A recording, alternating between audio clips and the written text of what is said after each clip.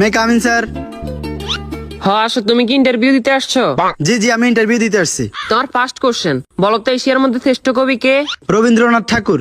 বাহ, খুব সুন্দর খুব সুন্দর। তোমার সেকেন্ড কোশ্চেন, বাংলাদেশে একজন দেশপ্রেমিকের নাম বলো। আছে তো অনেকজন, এই যেমন শেখ মুজিবুর রহমান। বাহ, জিনিয়াস জিনিয়াস। তোমার থার্ড নাম্বার কোশ্চেন, বলো তো বাংলাদেশ কবে স্বাধীন হয়েছে? হওয়ার কথা তো ছিল 1948 সালে, কিন্তু 1971 সালে 16 ডিসেম্বরে স্বাধীন হয়েছে। খুব সুন্দর খুব সুন্দর। তোমার লাস্ট কোশ্চেন, বলো তো আকাশে কয়টি তারা আছে? এটা তো এখনো জানা যায়নি, এটা নিয়ে বিজ্ঞানীরা গবেষণা করতেছে। ও গুড গুড গুড, তুমি এবার আসতে পারো। Okay sir. কি ও ভাই, ইন্টারভিউ দিয়ে আসছেন? হ্যাঁ ভাই, ইন্টারভিউ দিয়ে আসছি। কি কি কোশ্চেন আইলো? কোশ্চেন তো মনে নাই, কিন্তু উত্তর মনে আছে। আচ্ছা, উত্তরই কোন? রবীন্দ্রনাথ ঠাকুর, শেখ মুজিবুর রহমান। মাত্র এই দুইটে? না, আরো দুইটা আছে। আচ্ছা কোন? 1948 সালে হওয়ার কথা ছিল, কিন্তু 1971 সালে 16 ডিসেম্বর হয়েছে। এখনো জানা যায়নি, এটা নিয়ে বিজ্ঞানীরা গবেষণা করতেছে। থ্যাংক ইউ ভাই, থ্যাংক ইউ।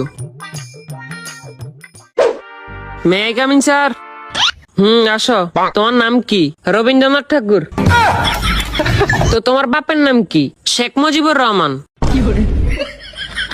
তোমার জন্ম কবে হয়েছে? হওয়ার কথা তো ছিল 1948 সালে, কিন্তু 1971 সালে 16 ডিসেম্বর হয়েছে।